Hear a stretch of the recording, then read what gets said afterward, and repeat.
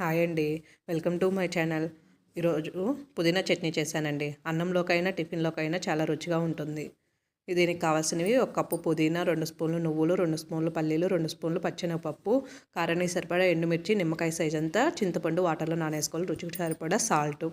ముందుగా ఒక బాండిల్ పెట్టుకొని ఆయిల్ వేసుకొని పచ్చెనగపప్పు, పల్లీలు, నువ్వులు, ఎండుమిర్చి ఫ్రై చేసుకోవాలి. అవి ఫ్రై అయిన తర్వాత పక్కకు తీసి పెట్టుకొని అదే బాండిల్‌లో కడిగి పెట్టుకున్న పుదీనాని వేసేసి ఒక స్పూన్ ఆయిల్ వేసేసి బాగా ఫ్రై అవనివ్వాలి.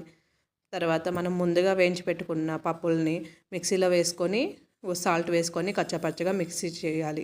అది మిక్సీ అయిన తర్వాత దాంట్లోనే మళ్ళీ చింతపండు నానబెట్టిన వాటర్ వేసేసి కచ్చాపచ్చ మిక్సీ పట్టేయాలి. తర్వాత వేయించి పెట్టుకున్న పుదీనా ఆకును కూడా వేసుకొని దాన్ని కూడా మిక్సీ పట్టేసి సరిపడా సాల్ట్ చూసుకొని వేసేసుకొని ఒక ప్యానెల్ పెట్టి ఆయిల్ వేసేసి ఆయిల్లో పోపు దినుసులు, ఎండుమిర్చి, కరివేపాకు, ఒక సన్నగా కట్ చేసుకున్న ఆనియన్ వేసేసి బాగా ఫ్రై అవనివ్వాలి. అది ఫ్రై అయిన తర్వాత అంతా బాగా ఫ్రై అయిన తర్వాత ఆనియన్స్ అన్నీ ముందుగా మిక్సీ పట్టి పెట్టుకున్న పుదీనా చట్నీని పోపులో వేసేయాలి. పోపు వేసేసిన తర్వాత బాగా కలిపెట్టేసి 2 నిమిషాలు ఉంచిన తర్వాత దించేస్తే పుదీనా చట్నీ రెడీ అయిపోతుంది.